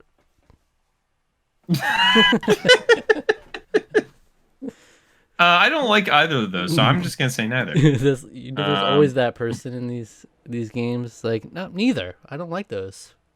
I'm thinking the toothpick. Yeah, I've done stuff like that. Yeah, I've done stuff like that before. It sucks, like to get stuff jammed in there, but like to me, that's way less painful. That's way less painful than having to do that with a fork. That's rough. That's not easy to do, and you're gonna be there working on it. You know, yeah, at least when you kick, you just one kick. Yeah, it's one kick, and then you pull it out, and you probably have to go to the hospital afterwards anyway. But, fuck all that. Yeah, but yeah, I mean, I've had stuff like that, like jam into my under my toe. It's not like you just gotta pop your thumbnail off real quick. It's like no, it's like you're gonna have to work at that for a while. So nah, I'm good. I'm good doing. I'm good on that. One and done, because that pain too will also last, but. Would you rather be haunted by a ghost or be a ghost?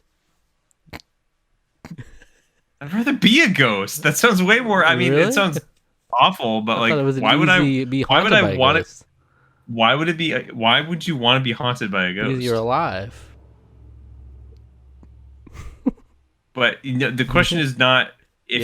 The question is not if you'd rather be alive or dead. The question is if you want to be haunted by a ghost, which sounds to me like you'd make your living.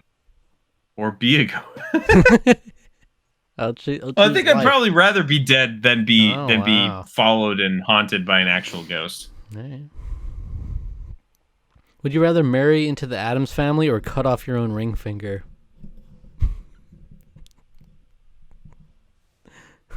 Is that an actual question that's asked here? Yeah. I mean, I'd marry into the Addams. I mean, have you seen Jenna Ortega? I'd marry into the Addams family in a heartbeat. It'd probably be horrible and weird. It'd be creepy and kooky and altogether spooky. Yeah. But it would be I mean, I'd rather do that than same. Whatever the other alternative was. Cut off your own ring finger. Yeah, what the what? I mean, yeah. They seem badass, you know? Would you rather be attacked by crows or bats? I don't know. Bats. Yeah, bats. Bats have rabies, though. Crows don't have rabies, but crows are going to be a little bit more. Yeah, crows can really like mess you up. I think I'll take the risk with bats, Bob. Yeah. So I I think think so too. I'll take my chances with that. I mean, bats can be big. Big brown bats are fairly sizable, but I think I'd rather take my chances with some bats than crows because birds are terrifying. Oh yeah. Really. If the yeah, like that's why The Birds, Alfred Hitchcock's The Birds, is Yeah. terrifying because it's just like you take your life for granted around these birds. They're generally not just gonna come Right. attack you. As soon as these things come attack you, it's like Jesus Christ. If all the birds are coming It's after you, just they're gonna peck your face out. yeah. Okay, now here we're getting to the heart of the matter. Would you rather brutally murder 6 strangers, or be part of the human centipede? Interesting. I'd rather take a life or Brutally, not brutally murder yeah, just six brutally people. murder Six six lives. people. I mean, I'll be part of the human centipede. Yeah, I think so too. I don't like the idea of I mean, taking one life sounds bad enough, but like now you have to brutally murder six Brutally, people. yeah. But I'm they like, made nah, sure you to know note what? strangers, so it's like, well, Yeah, you don't yeah. know them. I'll take my chances as part of the Yeah, human centipede. I'll probably die anyways because I think the parts of the human centipede in the movies die, yeah, I if think memory so. serves. Anyway, so But yeah, it's a after red some time, flag if you're picking the brutally murder 6 strangers option. I think that's a red flag. Because look, you tell me, would I rather brutally murder 6 strangers or die? I think I would die. Just yeah, straight up. yeah, Unless it's like there's got to be conditions like they're after me, and I'm defending myself, or right. Then it's they're like okay, horrible. They're then like they're murderers already. yeah. I was like, okay, well, maybe that's a little bit more. Because then you're just asking me, would you be a murderer if you had to be? Yeah. Like there was no other option. No. Yeah, let's not do that. Would you rather spend an entire night in a coffin underground or spend a night in a haunted hotel? Haunted hotel. Absolutely. A coffin underground. That's like a fate worse than death. Yeah. Like that sounds actually like like that sounds like a horror story. I mean, obviously I would assume they're pumping oxygen in for you there, but If we're saying haunted no. hotel, does that mean it's legitimately one? It actually is haunted? No doubt about it. Are we It's not talking like haunted. are we talking Zach Baggins haunted, or are we talking Exorcist haunted, I guess that's a demon in that case. We talking Ghostbusters haunted, or Yeah. yeah. Either way, I think I'll take the hotel. All right. Yeah, I'll take the hotel, please. Yeah, yeah. Rather do that than be in a coffin underground. Would you rather walk through a graveyard at midnight or spend a night in a spooky abandoned old house? I'll walk through a graveyard at midnight. Yeah, a graveyard at midnight. That sounds kind of fun. That's actually. what I do every Yeah. night. So That's why I for fun. sleepwalk through that. Yeah, yeah, just for just kicks. for fun with my buddies. I make witch's brew, and I go in and I sing a song while I'm going through the graveyard at midnight. Mm-hmm. Would you rather live in the house from The Haunting of Hill House or American Horror Story Murder House? Well, considering that I don't know what the other thing is, That I think one. we'll take. Oh. I think we'll take the Haunting of Hill House. Murder House doesn't sound Murder like it's House very doesn't sound good. inviting. Yeah. Yeah, I mean, like Haunting of Hill House sounds is haunted. It is and horrible. It's pretty horrible, but like It's actually mean- horrible because it can like freaking fuck with your whole mind and yeah. but the family lived there for a little bit of time. Yeah. Seemed okay for some Yeah, of but it. it keeps calling you back, for It does. It calls you back. certain ones. What a great show, man. Yeah, What a go great watch show. The Haunting of Hill House. If you haven't seen it, that's the perfect thing to do this holiday season. Honestly, yeah. If you're not gonna watch Mike Flanagan's newest show, And you should, or if you do, you should, and you hadn't seen Haunting of Hill House yet, you should go back and watch that. What a treat!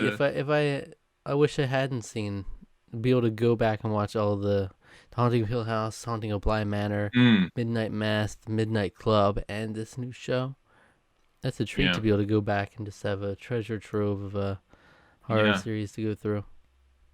For sure. I mean, he's amazing. Very talented director, for sure. Mm-hmm.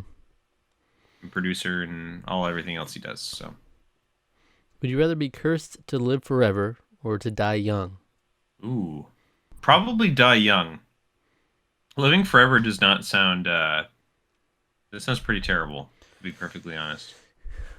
Yeah. Dying young sucks. Like, don't get me wrong, that's tragic and horrible. But like, living forever is just like, I mean, like, because look, it's such a weird question to answer always, because it's like, I'm alive and I don't want to not be that.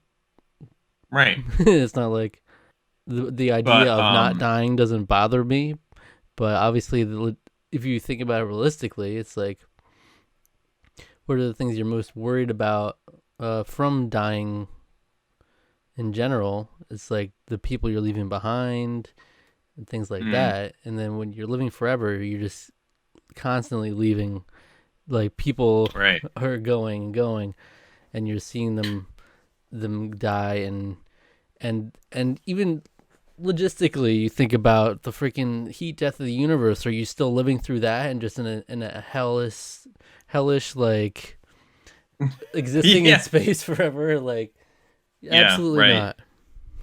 Yeah, no, I'm good. Well, there's that was one thing where that came up in another Discord I was in. There was a question, there was a hypothetical that was similar to that. Where was it here?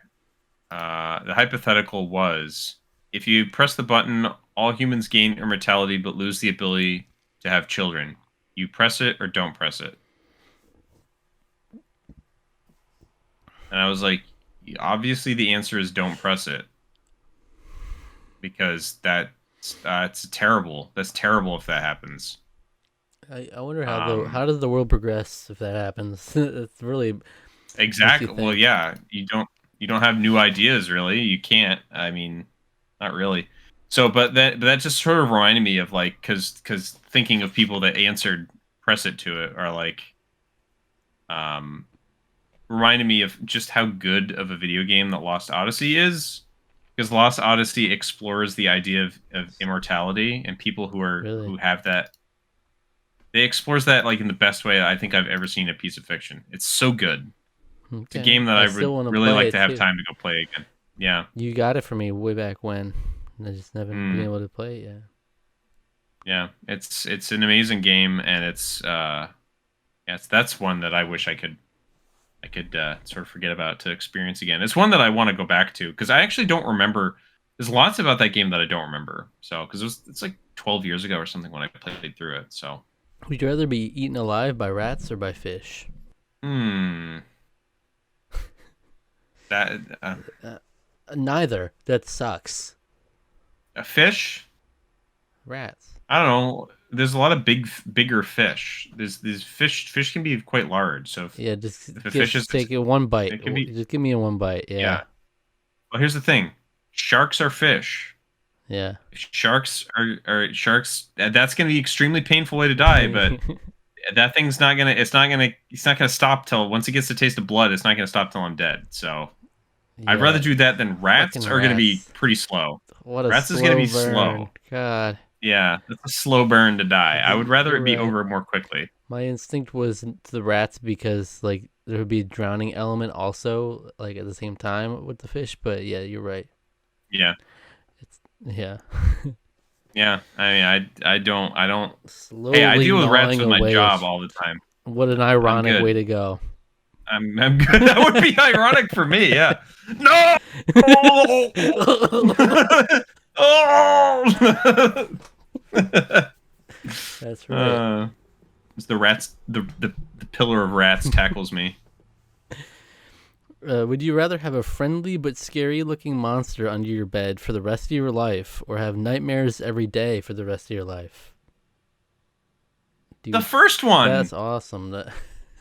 Yeah, He's well, that friendly. sounds He just amazing. hangs out. I don't give a fuck if he's scary looking. If he's friendly, who cares? That sounds awesome. I mean, it'd be a little weird, you know, if you're like having sex or something. I guess think on your that would be bed, awesome. and he's just like, I think that'd be awesome. Be like, He's yeah, friendly. man, He gives you like a thumbs up, sticks it out. he gives you like a.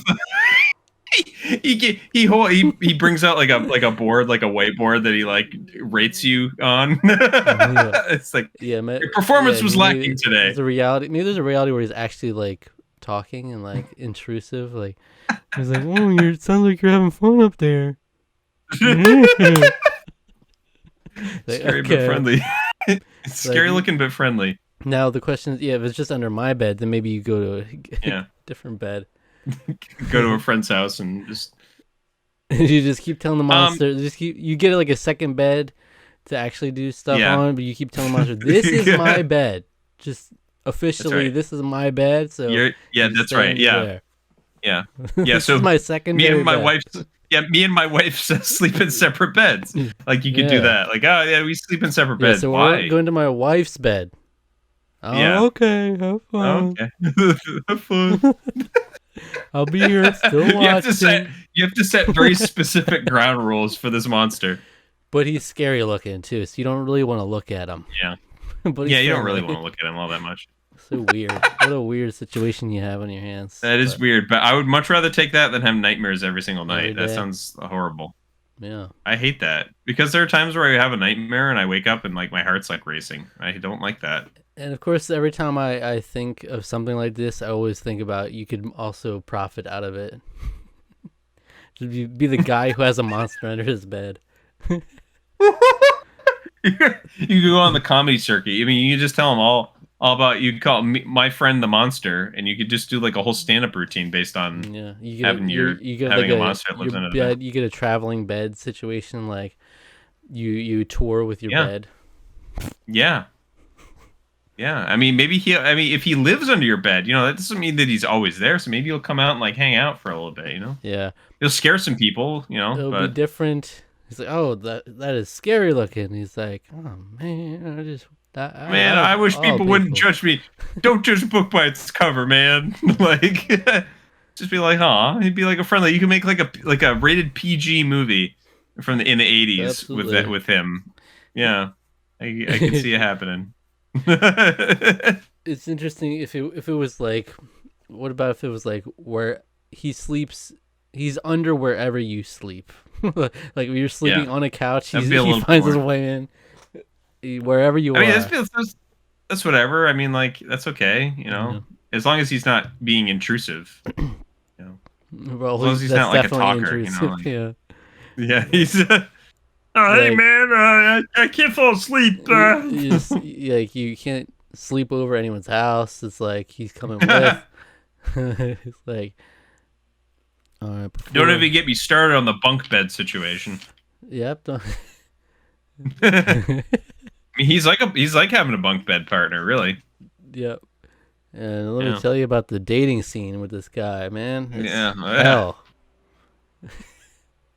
You find someone on a dating app. You find someone on a dating app. It's like, well, just so you know, wherever we have a monster lives under my bed. Yeah.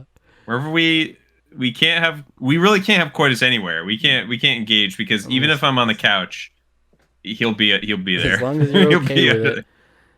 If I fall asleep on the floor, he will slide himself under me.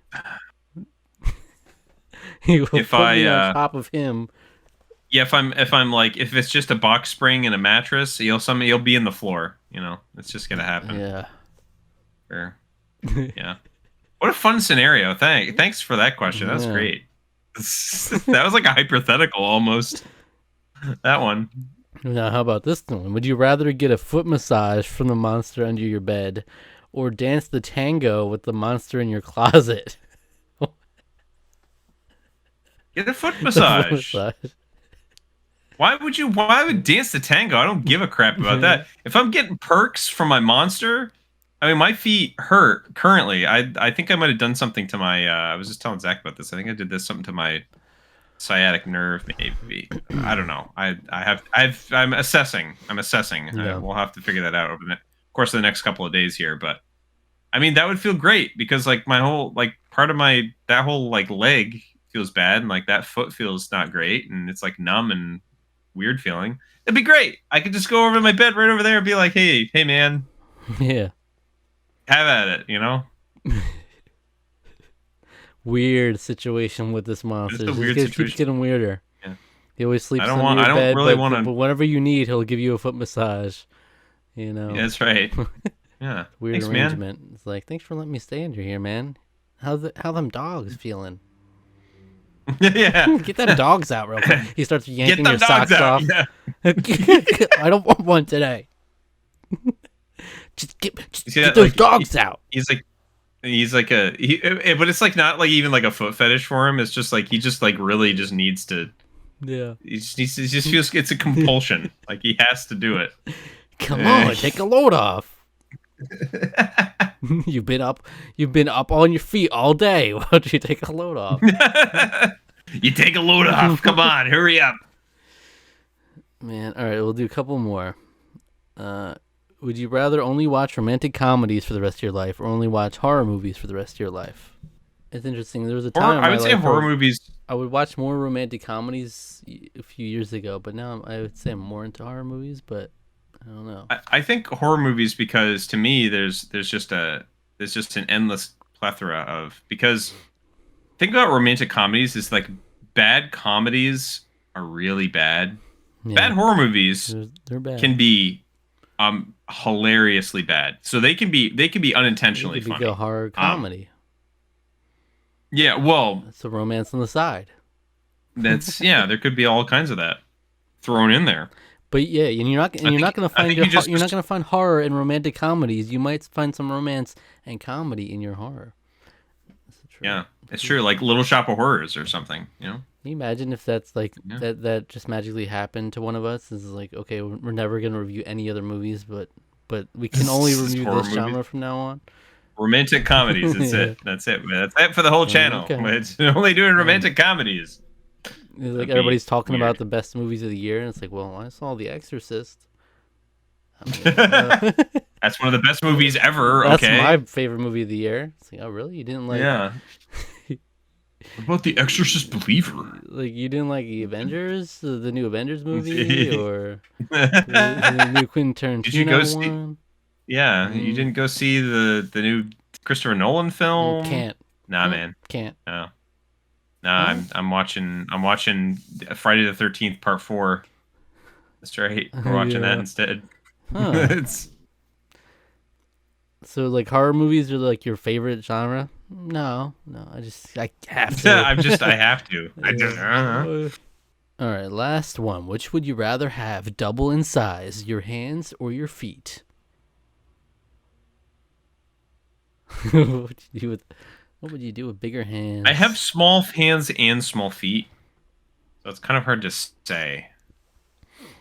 Doubling them in size would be weird, but I feel like feet is probably going to be the thing because it would not proportionally match my body at all. But I feel like doing that, having clown feet would be kind of fun. You know, bring the dogs out at parties. You know, I would have like size 20, 21 feet then. Damn, yo. Yeah, because I've got. Let's see, what do I have? Like I've got size. I'm size 9.5. Mm-hmm. So I'd be 18, which is like that's right around one of my friends has got feet about that size. So, it's like special order shoes basically because of that. So it's like okay, you know that's huge. That's really big, but I'd rather that than hands would just be weird. These massive monster mitts. Yeah, that would get in the way more than massive feet, I think. It would very much actually, so. Yeah, like inconvenience you with doing regular things. Yeah, like typing. You'd have to exclusively use the Duke controller from the original Xbox. Like, gaming would be fucked. Yeah, right. I mean, double the size. Yeah, that's really big. That's really big. Yeah, but imagine your feet double in size. That monster's gonna have a heyday. Yeah. Yeah, Monster's gonna have a great time after that. Fuck. Oh yeah, man.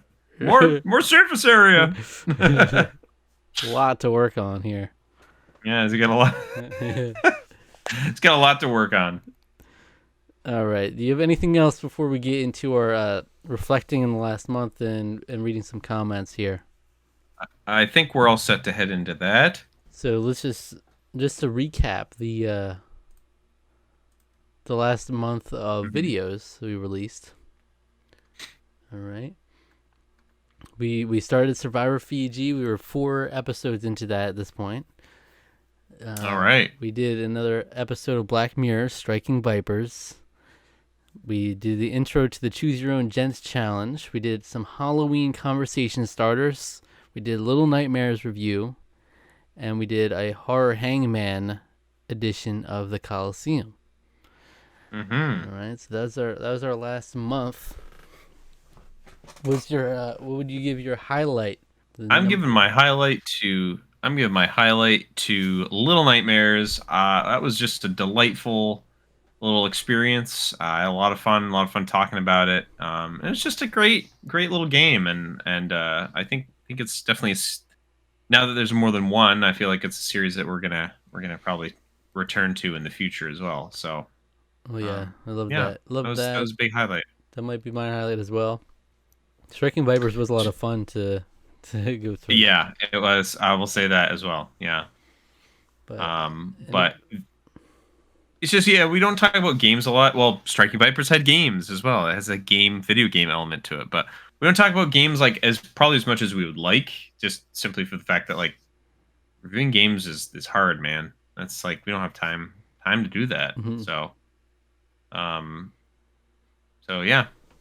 It's just a nice fun little thing that we could squeeze into this month, and yeah.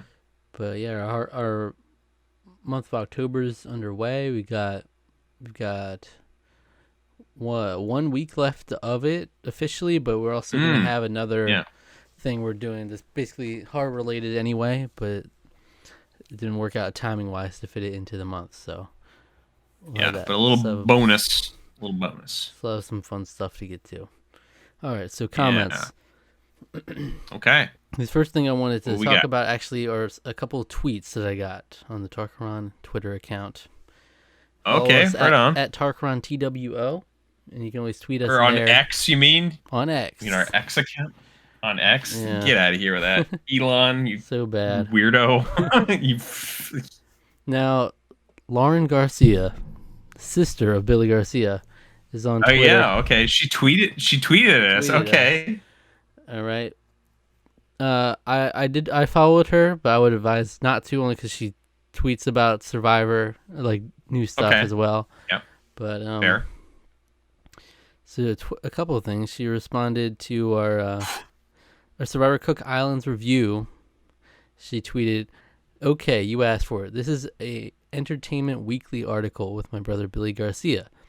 The article is titled Survivor Quarantine Questionnaire. Billy Garcia was lit on fire during a Cook Islands challenge. So there, LOL." Because I was like, I have no reason to not believe what she's saying. Yeah. But, you know. Yeah. But yeah, they did do this. Entertainment Weekly did a series of these quarantine questionnaire during that time, where they went back and like interviewed a bunch of old Survivor contestants. It was pretty cool, getting some new details. That's fun. Yeah, but that's cool. So he shared the same story that she shared with us. He was lit on fire during the challenge. He's lit on fire. Okay, jeez. Yeah. And she also said, rough deal. "Thank you so much for mentioning my name, reading my comments on your video, and having such a great and lengthy discussion over it. You rock. I had a blast listening to you guys. Wishing you much continued success. Kudos to the both of you." A heart on fire. Smiley face. Thumbs up. Heart on fire. Just like Billy. I love that. Yeah. Yeah, that's right. The metal. Oh, that's great. I love that. I love hearing comments like that. She's been a delight. I hope she doesn't if she continues to listen, if not, that's okay too. We don't need people to comment, but it's always nice. You I love definitely have brightened up our experience over the last few weeks and couple months. I want to send you this on Facebook. I want to send you this tweet just so you can see it Oh. yourself. So just look at this one. She sent us another one in response to a video you might not have thought that she would respond to. That was not what I expected. Not what you expect. I'll give you that. She said, this Professor McGonagall cosplaying Potterhead of a Nut highly approves of your Wizarding World videos. 10 points each to your Hogwarts houses. And share some pictures here. We got Billy in the mix. That's awesome. Well. Yeah. That's fantastic. So yeah, look at that. She went and even checked out some of our Harry Potter videos as well. That's lovely. Awesome. Really appreciate that. Really appreciate that. Yeah, I do too. That's some fabulous cosplay right there. I love that. Fellow Potter. I'm not sure what con she's at, but I see Spy Family there as well. I don't know. Family, That's yeah. on the badge. Spy Family is great. It's a great show also. Very cool. That's great. I was not expecting that. You got that right. Yeah, that's nice. It's nice to see. So thank you, Lauren. I think there's still some comments too from her on YouTube. So we'll see where that comes up. All right. Well, we got a comment from J32954. It's weird how comments show up now on YouTube where I don't know if they're actually the names they want to go by. So let us know if you ever see this one differently, because it'll do their little @handle now. So sometimes it's weird. That's right. Yeah, that's right. I forgot about that. But J32954 says he commented on our San Junipero Black Mirror reaction. Okay. Ooh, okay. He said, given that San Junipero seems to be such a small part of that massive server room, I imagine there's other virtual worlds people can move to when they get bored of the one they're in.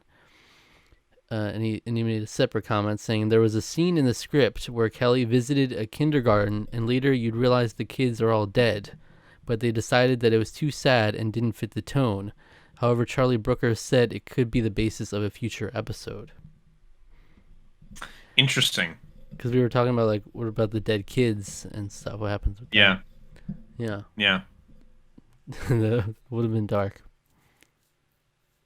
Yeah, but like in that regard, I guess they're able to just continue to live their childhood. But like, yeah, how does it work? Do you let them grow up and their brain grows up? Because you can just be kindergarten forever.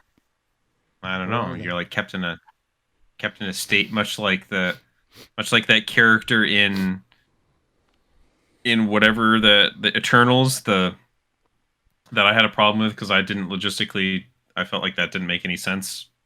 Yeah. The Sprite character was in love with it. I was like, but you've been alive for like tens of thousands of years. How's it not okay to fall in love with?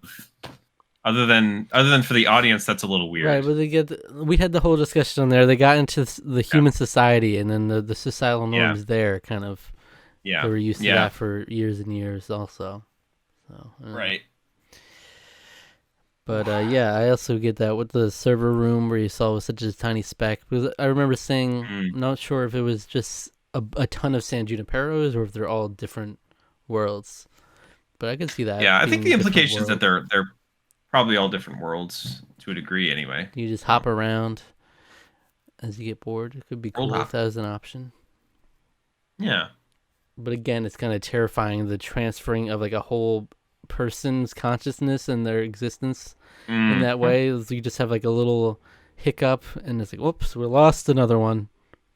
Forever. Whoa. Oh no. Yeah. All right, so another comment from Lauren Garcia on the Survivor Cook Islands review. She said, Survivor usually films 2 seasons back to back in the summer because my brother Billy Garcia, former Survivor Cook Islands contestant, had already seen the spring season before he was to leave for the game. We knew he was going to the Cook Islands. As a result, we did research in preparation for his season. I not only bought several survivalist books, but I also bought books about the Cook Islands that covered its history and what to expect to find on each island, including the deserted ones. we found out that at least one of the empty islands had wild chickens, and sure enough, the Aitutaki tribe were lucky enough to have been given that very island. Though my brother did complain that because the chickens were so wild, they hardly had any meat on them. He ate one chicken wing during his whole time there, and according to him, it was mostly bone. That was one very skinny chicken. LOL. Chicken emoji, bone emoji, smiley face emoji. That's awesome. That is the thing about like a lot of wild birds. So like that's the thing about like wild turkeys too, is that they're a lot more gamey because they're not being fed, tons of food in like a factory or anything like that. So they tend to be a lot leaner for that very degree. So yeah, I can imagine that they, particularly on a desert island, like it's not quite desert island, but it's close enough to one. That they're gonna be a little bit less. They're not gonna have much meat on the bones. So she said, funny enough, Billy has mentioned publicly about the books I bought for him, and he said despite all the research he did in preparation, the information that was the absolute most useful came from a book called How to Shit in the Woods. No joke. There really is an actual real book with that title that I bought at a Barnes & Noble here in New York City. I feel like I've heard of that book, so yeah. I saw it, I thought it was funny, then thought, what the heck, it could be useful. Sure enough, it was. LOL. Books emoji, tense emoji, palm tree emoji, shit emoji. These emojis are awesome. Emoji usage on point. That's great. Always got to hit us with the emojis. Absolutely. That's great. Yeah, no, I think I have heard of that book, and to me, that's a really interesting insight, because sometimes, like, as a viewer, you're not always necessarily thinking like how all the prep work and everything they went into it, but it's like, it's good to have like, friends and family supporting you to try to like, help out. Oh, we gotta formalize, get a plan, strategize, kind of thing like that to get ready for the adventure of a lifetime. So, yeah. Wow. All right. So Survivor1234 said, I'm sure you know this, but Mario Lanza has his own Survivor podcast where you can hear all this yourself. While Dead Show might be a bit of an exaggeration, the show had lots of things going against it. 1, Jeff Probst very openly talking about how he's planning on quitting soon and how he thinks the show will be canceled soon is by far the biggest point. To have the host openly talking about it being canceled soon doesn't exactly draw in viewers. 2, Vanuatu, Guatemala, and Panama were considered flops. Even in your funny 115 videos, I remember you two being surprised about how much Mario was saying Vanuatu was not liked. Besides Palau, the show was viewed as getting worse. 3, Mark Burnett was creating his new show, which he advertised as the potential new thing to take over Survivor, Pirate Master. Fortunately for Survivor, Pirate Master flopped hard. Pirate Master? I never even heard of that. No. Yeah, I've only heard it tangentially because of this. That was a thing that existed. They tried and it didn't work. But I guess it was like a reality show for pirate stuff. I don't know how that worked, but they're like, Pearl Islands was the biggest thing. We need pirates, more pirates. That's what that feels like to me. We need pirates. Put more pirates in there.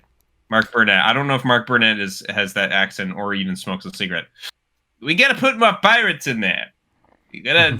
The kids love pirates. We need more pirates. And his last point was that it was consistently getting beat in the ratings by other reality shows. The race divide was originally supposed to be on The Apprentice, but that show was considered too important to risk, so they moved it to the more expendable show Survivor, which is ironic, considering that Apprentices. That is. You're fired.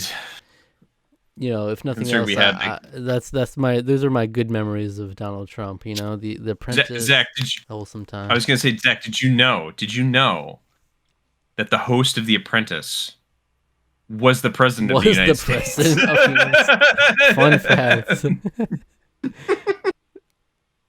Yeah. Can you imagine if he was still doing the show while he was president? That'd be yeah, that would have been something, huh?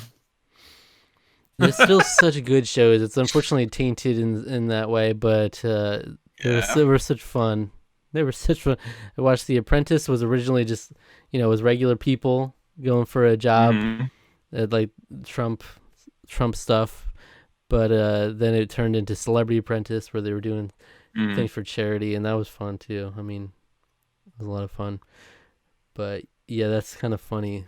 It is considered too important to risk. And now we got It is funny. Survivor 45, season 45. And Still going strong.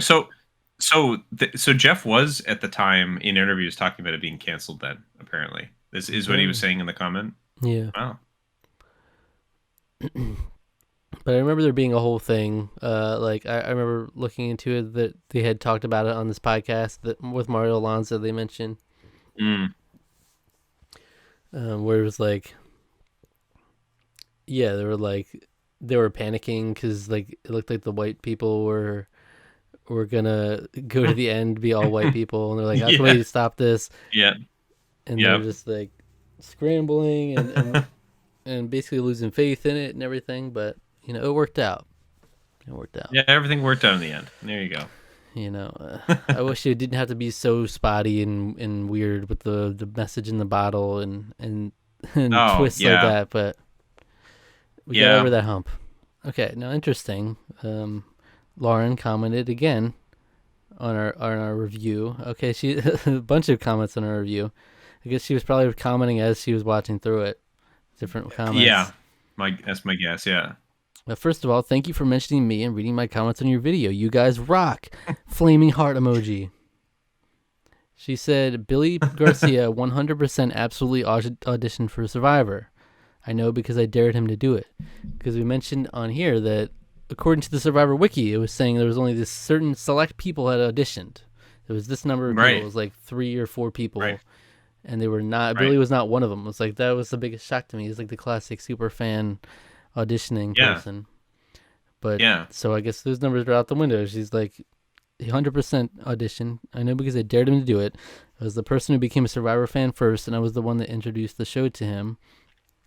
For years, Billy kept nagging me to audition for the show, and for years I kept making excuses. Then one year I found out about Survivor auditions being held at an adventure expo in NYC and told Billy in passing a week before it was to take place. Billy began to annoyingly nag me yet again by saying, "Are you going? Are you going to go?" And I got ticked off and snapped at him by saying, "No, you go." He then said, "Fine, I will." So he did. And then he got a call back, and then another call back, and another. Months later, he got picked to go to California for the final 50 interviews. When Billy came back, he was rubbing his arms during dinner, saying that his arm hurt because of the immunization shots they gave him. My jaw dropped to the table. Shocked face emoji, mind blown emoji. I knew there and then that he got picked. So the moral of the story is the only failures in life is not trying. When am I ever going to learn? LMAO, winky face emoji. I love That's it. pretty I cool. love these That's details. a cool story. Yeah, this is great. I like hearing a lot of this too. Just because like again, it's like one of those things where it's like we're watching it as like entertainment, but like this is really nice, like the nice like family and human element to all the entertainment that we see and get from the show. Oh my God, she left a massive comment on on our Trivial Pursuit Harry Potter video. Oh hell yeah! We gotta hear about that. She said you missed one in the Sorcerer's Stone tasks. There were 7 tasks. Supposedly, according to the fandom, they were Easter eggs and they represented each Harry Potter book. Fluffy was the first task. Second task was Devil's Snare. Third task was the Flying Keys. Fourth task was the Wizard's Chess. Fifth task was the troll that had already been knocked unconscious by Professor Quirrell. Right. Quill was I think when we were going through that, I missed that one. Sixth task was Snape's potions riddle. Seventh task was the Mirror of Erised. Erised. I agree with the theory that each task represented a Harry Potter book. If you really think about it, it fits perfectly in my personal opinion. Each of Fluffy's heads represented the trio in the Sorcerer's Stone. Okay. Devil's Snare was the underground trap that one fell into, similarly like the Chamber of Secrets was. Okay. Flying Keys is Prisoner of Azkaban because there was a lot of flying in that movie with the Firebolt and Hippogriffs. Plus, Pettigrew was the key later on to Voldemort's return. Okay. The Wizard's Chess is a game, just like the Tri-Wizards Tournament is a game. Oh, okay, okay. Yeah. The unconscious Yeah. troll is Order of the Phoenix. There has been arguments about that one, but in my opinion, I say it fits because of the mental connections between Harry and Voldemort. Harry was being made to learn to mentally block Voldemort. Okay, I don't know if I buy that one so much, but okay. Snape's potions riddle is the most obvious for Half-Blood Prince. Yeah, Half-Blood Prince makes a lot of sense. And the Mirror of Erised and Harry's search for the hidden Sorcerer's Stone that can give eternal life is the Deathly Hallows and Harry's search for hidden Horcruxes, which are items that also provide eternal life. I cannot take credit for this theory. I first read it in an article well over a decade ago on the MuggleNet website. Book emoji, wand emoji, sparkling heart emoji. I remember being a big Muggle.net fan back during that period of time, the late 2000s, early 2010s. I read some stuff on there too. I used to listen to their podcast too. Yeah. So I stopped listening when 2 of the 3 hosts of it didn't really like Deathly Hallows Part 1, and I was like, nope, you guys are wrong. That movie was like so good. I was like, I don't think I intentionally stopped like reading Muggle.net. I don't think I read it. I don't think I went on there as much after that. Mm-hmm. So, yeah. My beanie is getting worse and worse by the minute. I saw that.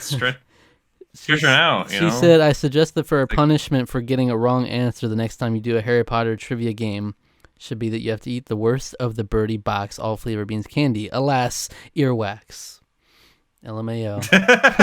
I actually like the earwax flavor, no, but naughty boy. I can't imagine.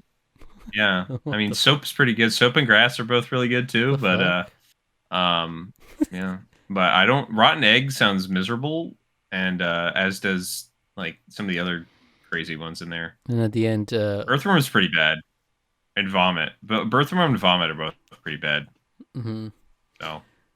And at the end, you put wand emoji, popcorn emoji, candy emoji, green about to puke emoji, barf emoji, tongue out wink emoji, and the laughing, smiling emoji. Smiling, nice. Thanks for describing the emojis. I mean, you got it. You got it. You got that. It's part of the comment. It is part of the comment. Yeah. All right. And so, also on the Cook Islands review, we got Chase Ferrier coming in with his rankings like he did last time. So nice. We got his winner rankings are Richard, Brian, Tom, Yule, Chris, Vesepia, Tina, Sandra, Aris, Ethan, Amber, Danny, Jenna. He's rocking with us. Yule is right up 5. there. But yeah, Yule's number 4 for him. And for the seasons, he's in contention.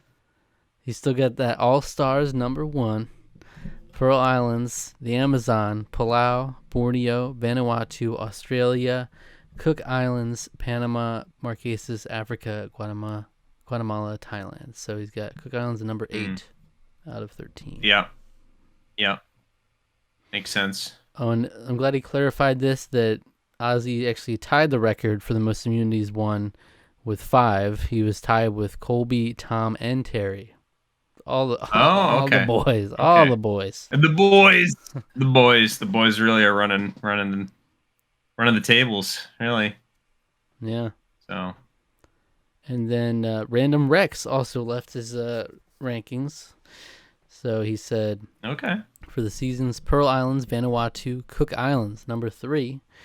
Borneo, Panama, Amazon, Africa, Australia, Palau, Guatemala, All Stars, Marquesas, Thailand. And then winners, he has Chris, Rich, Yule, number 3. Sandra, Very Tom, nice. Tina, Vesepia, Ethan, Brian, Danny, Amber, Aris, Jenna. He put Aris a little lower than us, but still. Oh, wait, he's got Brian in the bottom 5. Interesting. Well, hey, Thailand's a pretty crap season. So there's a couple of things working against Brian. Is like whenever I see people like voting on a poll, like ranking winners, he always gets ranked low just because people don't like him as a person. And then also, which is understandable, I think, to a degree. Yeah. But then it's like also the fact is like he never really had much pushback, And also, even in the end, he only won by 1 vote over Clay Jordan. You know, these kinds of things. Yeah, which is That's also fair. Yeah, Clay Jordan winning Survivor. That would have been. That's crazy that he was only 1 vote away. But I kind of glossed over it too. He has Chris as the number 1 winner. Chris, So, I mean, hey, Chris interesting. somehow did Chris did the impossible. You know, he did what he would never have expected, and him to pull off, and he did. Absolutely. Yeah. On our last Tarqaron podcast episode, R.E. Louie, our friend Rusty, commented, Rusty. Another great podcast episode, gents. Really enjoyed listening to this one as I explored a little city in England called Chester. I'm with you in terms of your feelings about the Nintendo Direct. Really solid stuff. Excellent final stretch for the Switch as we anticipate Nintendo's next home console. I always wanted Thousand Year Door to be my first Paper Mario game, and now I know it will be with the remake. All right. Okay. I'm glad he finally gets to play it, you know, and there's no excuse like it's $500 on eBay or something, you know. Right. Yeah, you don't have to worry about, if you don't want to make the original Paper Mario, you don't have to worry about the Wii U's availability of it. You don't have to worry about that. You don't have to worry about having the Super Nintendo Switch Online thing, you know, the like pay $50 a year for it. So yeah, Thousand Year Door, 1 payment, you own the game for the rest of your life. There you go. You don't have to worry about paying $200 for it on the GameCube. There you go. Of course, in my perfect world, I would have made the original Paper Mario remake first, because now people are just gonna get spoiled with the Thousand Year Door, and it's like they are. It's too good. It would have been nice to go from Paper Mario to the Thousand Year Door. It's like beautiful. On our non-VTuber fan ranks VTubers by design video. Okay. Dubs has left a comment. Oh, okay. He said, "Happy birthday, Alec!" Just in time. Yeah, he just made it. Here we go. He said, "Gura is best in S tier alongside Callie and our favorite Nest girl Subaru. I loved how every time Alec lost power, Zach just kept talking and said, I'm going to put it in D tier. He's going to hate it. I'm sorry, but this sucks." And then Alec came back, voice so full of hope. XD. That's, Did you ever watch that? Did you watch or see that? That's great. I did. That was amazing. I completely agree. That's why I'm laughing more, because like I know. First of all, I can hear him like saying that to me. He's like, "You were just so full of hope." Like, you just. But yeah, I heard that. I was like, "Yeah, all right, let's do it." And then you're like, "She's a D." You know, like, "Aw." This is interesting though. This next part, he said, for next year's birthday video, Alex should do a tier list of games he's bonded over with friends. I happen to know that Digimon Rumble Arena is fairly up there for him, as is Golden Sun, Destiny, Resident Evil, Kingdom Hearts, Overwatch, and The Walking Dead. It could be a fun, relaxing time where Alec gets to tell Zach all of his favorite gaming stories about dumb things that happened, in jokes that make just as much sense out of context, or his lost sanity during that 8-hour grind shooting the mans. Oh yeah, we were playing Resident Evil 5 on professional difficulty, and it was yeah. I will save that story. But shooting, yeah, those are all games that I had a lot of bonding experiences over. I mean, I could say that for just Resident Evil in general, like the whole franchise is not just with him either. It's like playing through the remake of that was in college on the GameCube was like a huge bonding experience with one of the guys on my floor. So yeah. So what do you think? That's fun. Idea? That's a fun idea. Yeah. That's a fun idea. I don't know if I would dedicate the birthday video to it, but that might be that. So, yeah. I don't know. I can't possibly make an tier list of that. Yeah. But I think it's a fun idea at least to sort of talk about those sorts of things. He would come up a lot. That's probably why he wants me to talk about it. Gotta guess. My friend Chris would come up a lot too. So. We got a comment on Striking Vipers that says, "Nice review and reaction, heart emoji." It's from Booneyverse Self. Cool. At Buniverself, BUNIVERSELF. First time commenter. Okay. Yeah. Well, thanks for watching. Yeah. Yeah. It was a wild episode. Let me tell you, I was not, you never necessarily know what what you're in for when it comes to Black Mirror, but that episode was something else. I'll tell you that. That was not like I remember even I watched I went to the website to watch some of the reaction. I was like, so this is what we're doing? This is where we're going with this now? Like I remember feeling that way when the episode was going on. This is weird. Like this is the direction we're going here. Yeah. So, yeah. My brother commented on our Halloween conversation starters video. He said #beard struggles. Because you were constantly adjusting your freaking beard. I was adjusting the whole time. I was the whole time. My brother also commented on episode 3 of Survivor Fiji. Said, "I can't wait till you finish the season and Alec names his cutie of the season. The suspense is killing me." Why? It's because I've singled out. There's been multiple. I think there's been a couple. There's been a couple of ladies, but there's one in particular. The girl in the thumbnail. Yeah. Yeah. The anticipation's killing me. Yeah. All right, I wonder who will pick. There you have it. Lots of great stuff, man. Lots of great comments and all over the spectrum. A lot from Lauren though, so very grateful for that. Shout out to her. I was grateful for that. Yeah. It's like that's fun. I love reading more comments and see more interaction. So it always helps if there's only 2 commenters, that makes you as a commenter even more valuable because you add that much more to it. There you go. But yeah, it was fun. Very nice. Appreciate it. More fun stuff on the way this spooky season. Yeah. And as we approach Halloween, we get more stuff coming your way. So stay tuned. No doubt about it. Yeah. All right. Until next time, subscribe to the channel if you enjoyed. Like the video if you're watching on YouTube. Leave a comment, and as always, we'll read it in the next episode. And feel free to hit that notification bell. Subscribe to our podcast feed if that's what you prefer.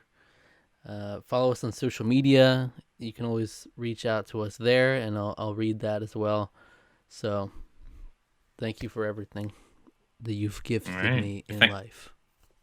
Thanks a lot. Happy Halloween, and have a good one. Stay safe, and hopefully don't draw crazy people to come outside your house and dox you. Mm-hmm. That's what we all hope for this Halloween season. That's what we all are hoping for to not happen to us. And if you got a monster under that bed, you better get him to work on those dogs. That's right. You better work on those dogs. And go look up some more fun last words. It really gets you cheered up. It really gets a pep in your step. That's all right. Thank you for watching. All right. Thank you.